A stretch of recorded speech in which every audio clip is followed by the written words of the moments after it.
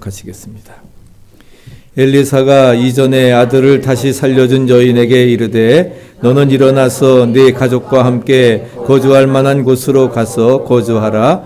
여호와께서 기근을 부르셨으니 그대로 이 땅에 7년 동안 임하리라 하니 여인이 일어나서 하나님의 사람의 말대로 행하여 그의 가족과 함께 가서 블레셋 사람들의 땅에 7년을 우거하다가 7년이 다함에 여인이 블레셋 사람들의 땅에서 돌아와 자기 집과 전토를 위하여 호소하려 하여 왕에게 나아갔더라. 그때 왕이 하나님의 사람의 사환 게하시와 서로 말하며 이르되 너는 엘리사가 행한 모든 큰 일을 내게 설명하라 하니 게하시가 곧 엘리사가 죽은 자를 다시 살린 일을 왕에게 이야기할 때에 그 다시 살린 아이의 어머니가 자기 집과 전토를 위하여 왕에게 호소하는지라. 게하시가 이르되 내 주 왕이여 이는 그 여인이요 저는 그의 아들이니 곧 엘리사가 다시 살린 자니이다 하니라. 왕이 그 여인에게 물으매 여인이 설명한지라. 왕이 그를 위하여 한 관리를 임명하여 이르되 이 여인에게 속한 모든 것과 이 땅에서 떠날 때부터 이제까지 그의 밭의 소출을 다 돌려주라 하였더라. 아멘. 하나님의 살아계신 말씀입니다. 오늘은 이 본문 말씀을 가지시고 우리 조승윤 전도사님 우리 처음으로 우리 교인들 앞에서 설교하시게 되겠습니다. 어제도 청년들에게 풍성한 은혜를 끼쳐 주셨고 오늘 이 아침에도 풍성한 은혜로 우리에게 허락해 주시리라 믿습니다. 우리 할렐루야로 우리 환영하고 인생의 축소판 귀한 말씀 경청하시겠습니다. 할렐루야.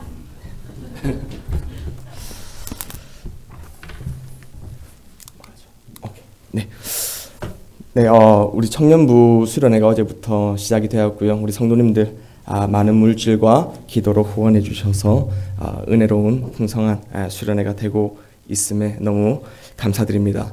한국에 있을 때 제가 속해 있던 교단이 대한예수교 장로회 합동이었습니다. 그 교단에는 이제 강도사 고시라고 있어요. 이제 MDB 목회학 석사를 마치고 난 다음에 이제 강도사 고시를 치고 합격하게 되고 인허를 받으면 강단에서 이제 설교할 수 있는 그 권한이 주어집니다. 그때부터는 이제 오전 예배에 이제 설교를 할 수 있게 되는 거예요. 한국에 있을 때 교단에서는 이제 강도사 고시를 준비할 때 일입니다. 제가 사역했던 교회 부목사님이 강도사 고시를 준비한다고 하니까 문제집과 프린터물을 자료를 이만큼 주는 거예요. 이거 가지고 공부하면 1등 할 수 있다고. 강도사 고시 1등 할 수 있다고. 그래서 이제 그걸 가지고 열심히 공부했습니다. 시험 앞주 시험 일주일 전에 그 목사님이 하나를 더 주셨어요. 총 4장짜리 프린트물을 주셨는데요. 각 과목당 이제 한 장으로 완전히 축소한 엑기스 축소판을 주신 거예요. 그러면서 이제 이걸 가지고 시험장에 들어가라고. 이제 공부 못하는 사람들 특징이 뭔지 아십니까? 시험 갈 때 가방에 바리바리 싸들고 가잖아요. 그죠? 문제집 3권, 4권, 5권 이렇게 싸들고 가는데 공부 잘하는 사람은 그렇게 하지 않습니다. 다 요약해가지고 축소판을 이제 들고 가거든요. 이제 그렇게 해서 제가 강도사 고시를 치고 이제 합격을 했습니다. 이제 합격 발표가 난 후에 교회 갔더니 부목사님이 이렇게 말씀하시는 거예요. 전도사님 1등 했다면서요. 이렇게 얘기를 하시는 거예요. 저는 아니라고 했죠.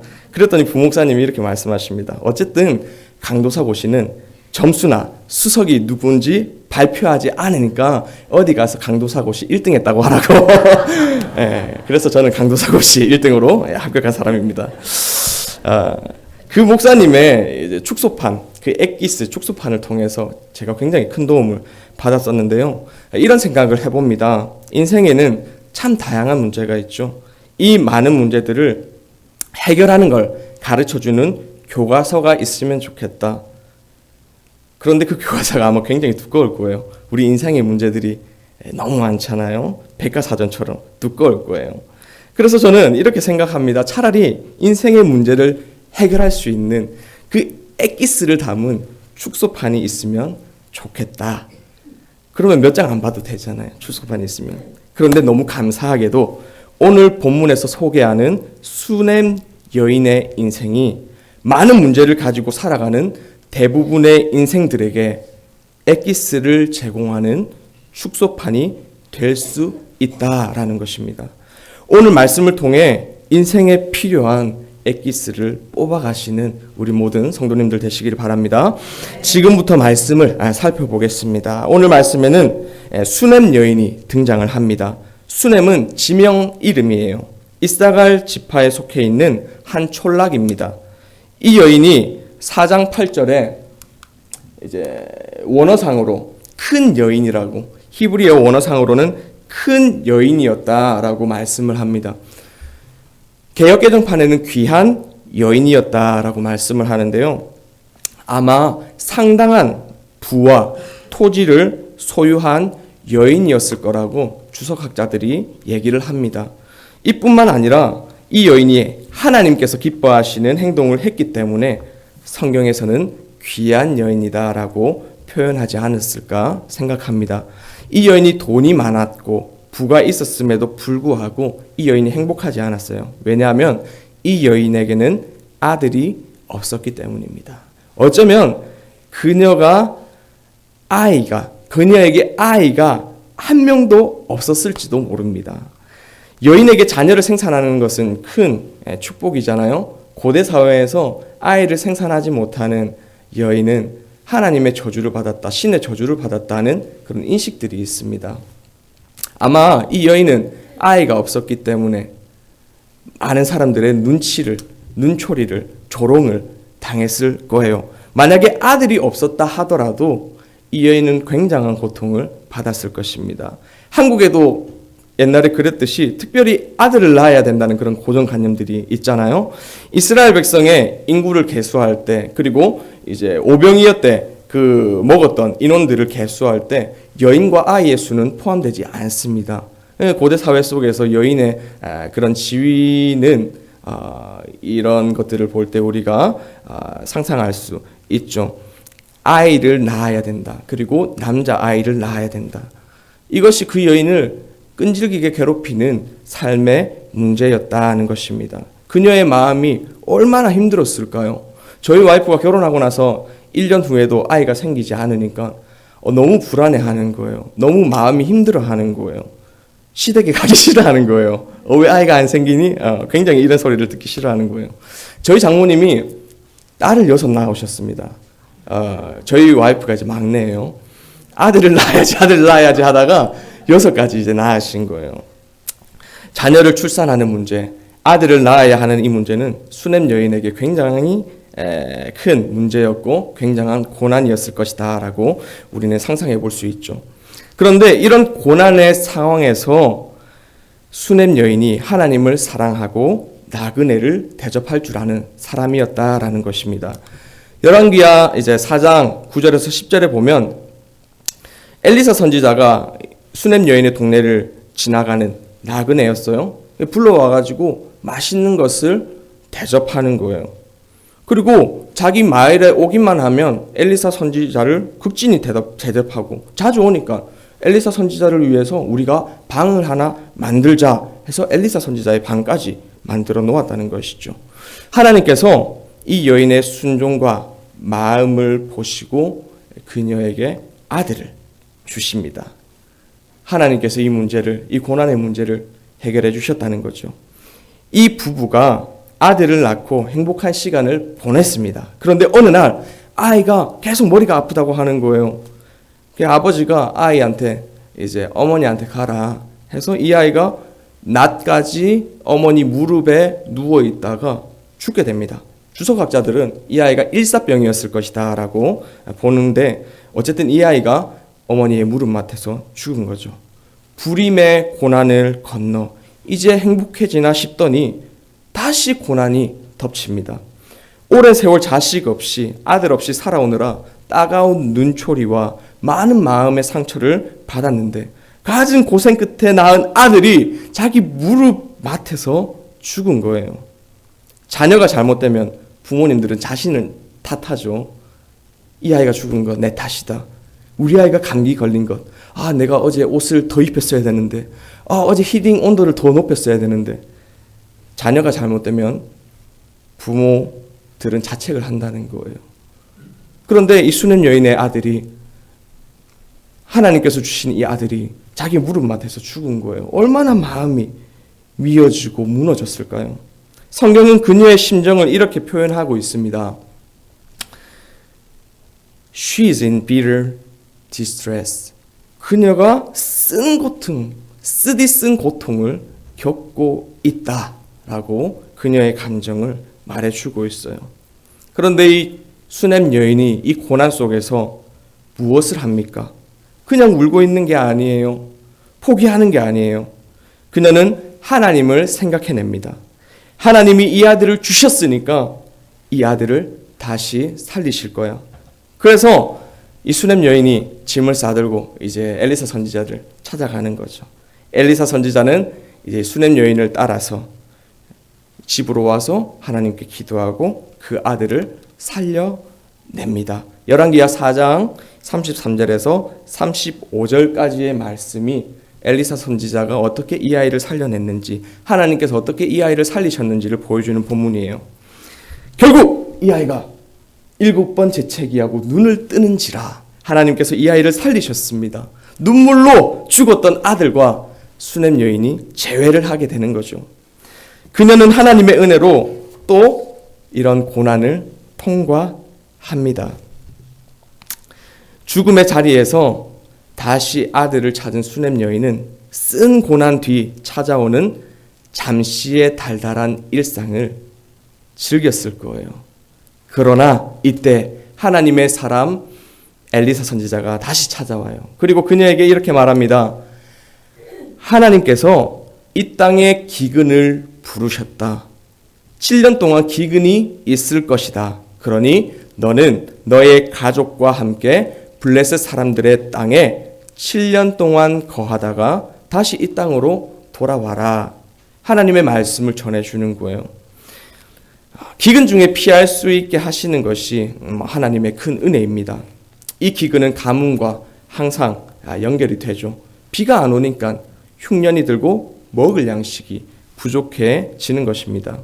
기근이 오래 지속되면 백성들의 삶은 어떻습니까? 열왕기상 17장에 보면 이렇게 말씀합니다. 사르밧 과부 얘기예요.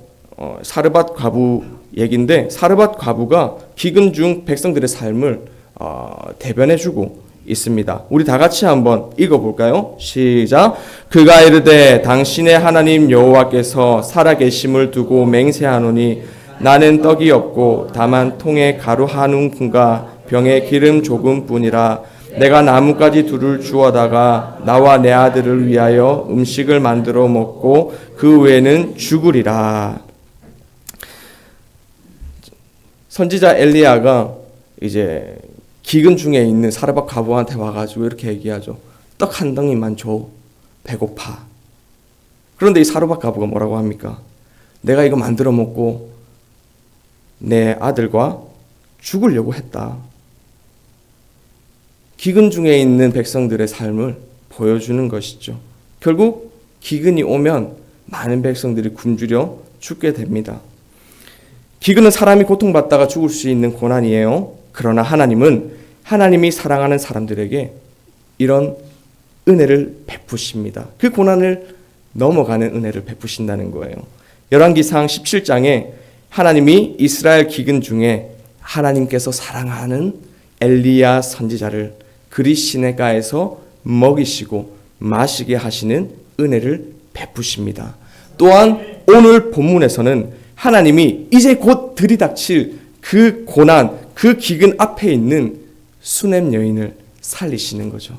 7년 동안 블레셋 땅에 가 있어라. 이 땅에 7년간 기근이 있을 것이다. 많은 백성들이 죽을 것이다. 이 말을 들은 수냄 여인은 어떻게 행동합니까? 오늘 말씀 2절입니다. 우리 2절 말씀 다 같이 한번 읽어볼게요. 시작. 여인이 일어나서 하나님의 사람의 말대로 행하여 그의 가족과 함께 가서 블레셋 사람들의 땅에 7년을 우거하다가, 여기에 보면 이 문장에 보면요, 동사가 행동하는 동작의 동사가 4개가 들어갑니다.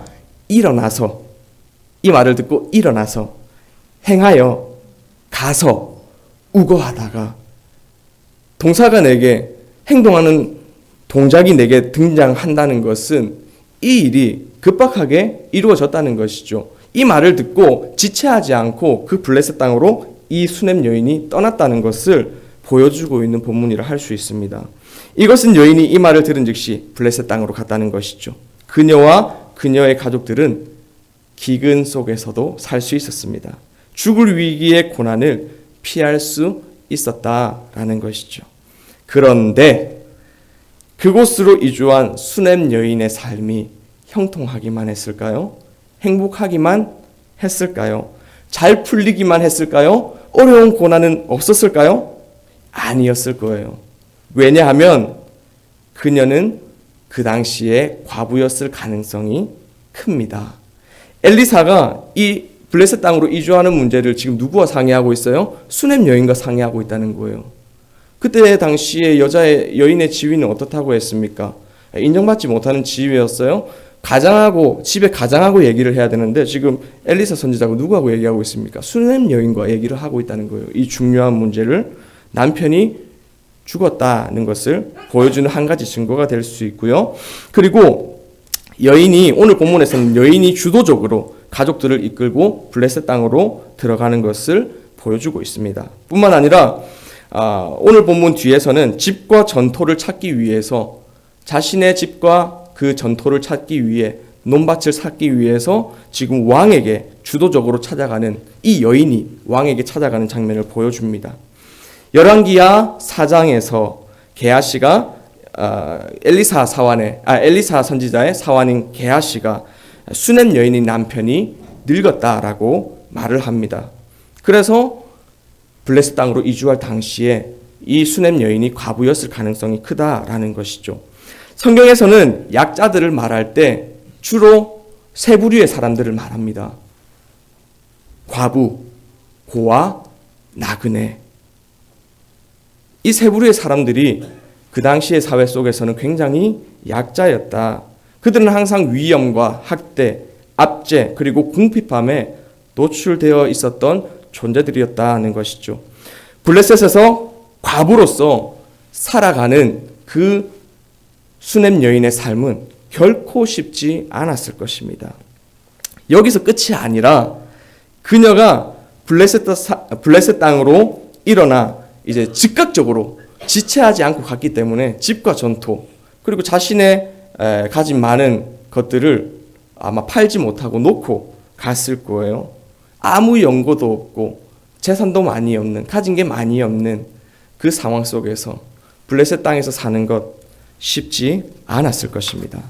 또한 블레셋 사람들이 이스라엘 백성들과 우호적인 관계였었던 적이 성경에서는 거의 없습니다. 블레셋 사람들에게 이스라엘 사람들은 환영받지 못하는 그런 민족이었다는 것이죠. 우리나라도 이제 불과 몇 달 전에 한일 감정이 굉장히 악화됐었잖아요. 그래서 한국의 몇몇 식당들은 이런 이제 팻말도 앞에 걸어놨어요. 배너를 이제 앞에 세워놨는데 일본인 출입 금지 이런 팻말도 붙여놨더라고요. 블레셋 사람들은 우호적인 관계에 있는 민족이 아니었어요. 이스라엘과. 그렇기 때문에 그 땅에서 이방인으로 사는 것, 이스라엘 백성으로 사는 것 결코 쉽지 않았을 것이다 라는 것이죠.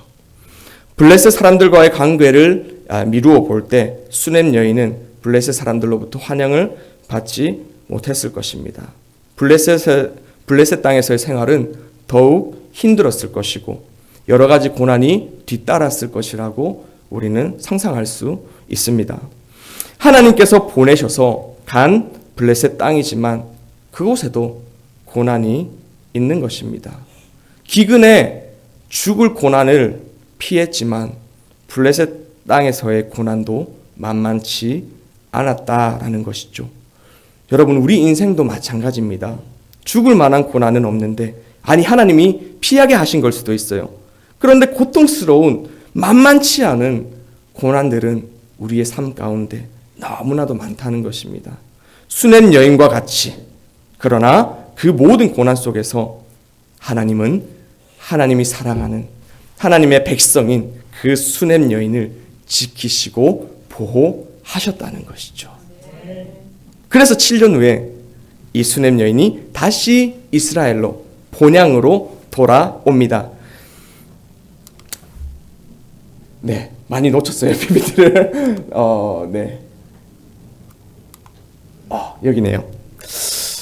자신의 기업이 있는 곳으로 이제 돌아오게 됩니다. 그런데 막상 돌아오니까 자신의 집과 전토, 그 논밭이 자신의 소유가 아닌 거예요. 땅을 버리고 타국으로 이주한 경우에 그 토지가 왕실에 귀속되는 경우가 있었습니다.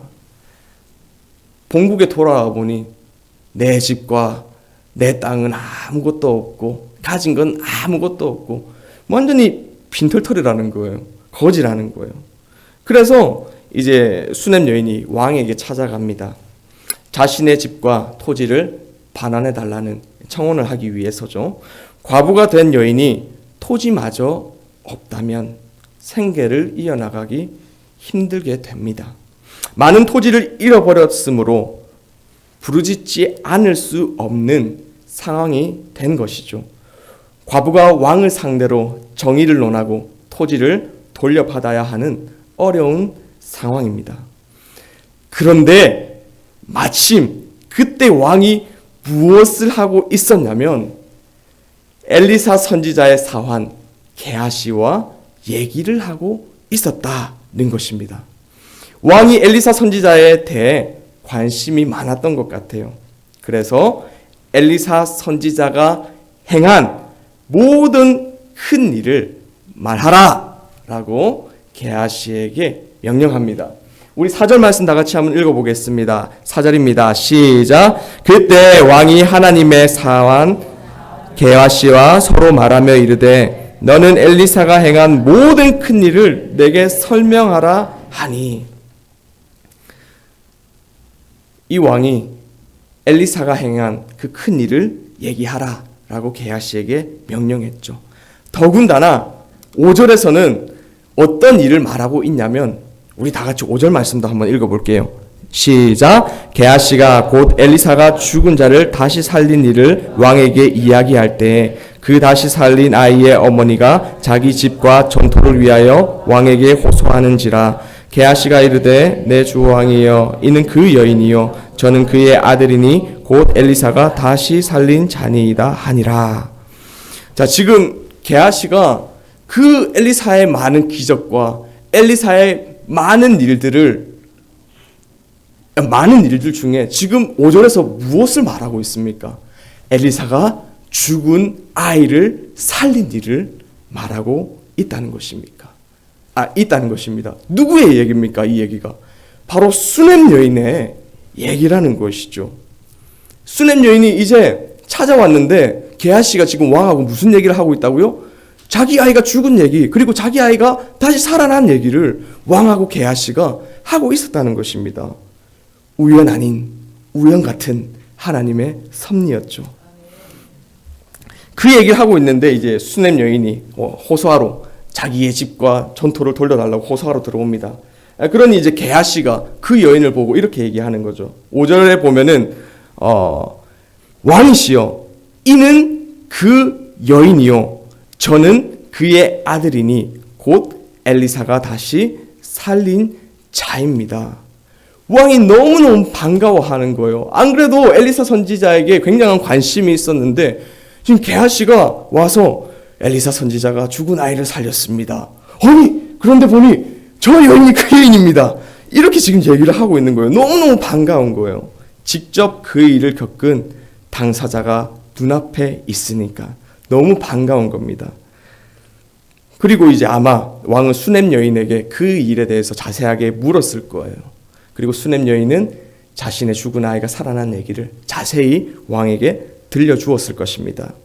이 이야기가 끝난 후 왕은 수냄 여인의 호소를 들어주었습니다. 그래서 한 관리를 임명했는데요. 이 관리가 히브리어로 사리스라는 단어를 씁니다. 보디발 장군 그리고 아수르 왕의 부하 랍사게와 그 권위를 견줄 만한 고위급 관료에게 이 사리스라는 단어를 씁니다. 이 과부, 이 여인의 그 청혼을 들어주기 위해서 지금 누구를 임명한다고요? 고위급 관리를 임명을 한다는 겁니다. 그리고 뭐라고 말합니까? 이 여인에게 속한 모든 것과 이 땅에서 떠날 때부터 이제까지 그의 밭의 소출을 다 돌려 주어라 라고 명령했다는 것이죠. 집과 그 많은 토지뿐만 아니라 7년 동안의 모든 소출까지, 빈털터리로 왔는데 이제 살 길이 막막해졌는데 왕 앞에 찾아가게 되고, 하필이면 왕하고 게하시가 이야기를 하고 있고, 하필이면 그 이야기가 내 이야기고, 하필이면 내가 그 자리에 있었고, 왕이 모든 걸 다 돌려주고 7년 동안의 그 소출까지 다 돌려주라 라고 말을 했던 것이죠. 어떻게 이런 일이 일어나게 된 것일까요? 하나님께서 하셨다는 말밖에는 답이 없다는 것입니다. 여러분, 우리는 지금까지 수넴 여인의 인생을 보았습니다. 우리 인생이랑 비슷하지 않습니까? 우리 인생에 엑기스를 담은 축소판 같지 않습니까? 한 고난이 지나면 다른 고비가 찾아오는 것이 인생의 한 단면이라고 할 수 있죠. 그러나 하나님은 하나님의 자녀들이 그 고난을 통과할 수 있는 은혜를 주십니다. 아들이 없었던 수넴 여인, 하나님이 아들을 주셨습니다. 아들이 죽었던 수넴 여인, 하나님이 아들을 살리셨습니다. 7년 기근에 죽을 뻔한 수넴 여인, 하나님이 이주시켜 주셨습니다. 이주한 곳에서 이방인과 과부로 사는, 고통받는, 고난받는 수넴 여인, 하나님이 지키시고 보호하셨습니다. 집과 논밭을 잃어 살 길이 막막해진 수넴 여인, 하나님이 모든 것을 돌려주시고 7년간의 소출도 챙겨주셨습니다. 여러분, 한 고난이 지나면 다른 고비가 있는 것이 인생입니다. 하지만 하나님은 하나님의 자녀들을 결코 망하게 하지 않으십니다. 하나님이 지키시고 보호하시고 구원하신다는 것입니다. 그렇기 때문에 고난을 살아가는 하나님의 자녀들은 반드시 하나님을 의지해야 됩니다. 이것이 수넴 여인이 보여준 인생의 엑기스, 축소판입니다. 오늘도 내일도 우연 아닌 우연 같은 하나님의 도우심의 손길이 고난을 통과하는 우리 모든 성도님들의 삶 속에 함께 하기를 간절히 바랍니다. 우리 한번 다 같이 기도하겠습니다. 하나님, 감사합니다. 오늘 인생의 한 단면인 고난에 대한 주제로 말씀을 나누었습니다. 하나님, 우리의 삶이 한 고난을 넘어가면 또 다른 고비가 찾아오는 삶임을 고백합니다. 그 속에서 우리가 그 고난을 이길 수 있도록 하나님께서는 지금까지 은혜를 베풀어 주셨고 앞으로도 은혜를 베풀어 주실 것을 우리가 믿습니다. 하나님, 그 하나님을 우리의 삶 속에서 신뢰하고 의지할 수 있는, 그 하나님만 의지할 수 있는 우리 모두가 되게 하여 주옵소서. 감사드리며 예수님 이름으로 기도합니다. 아멘.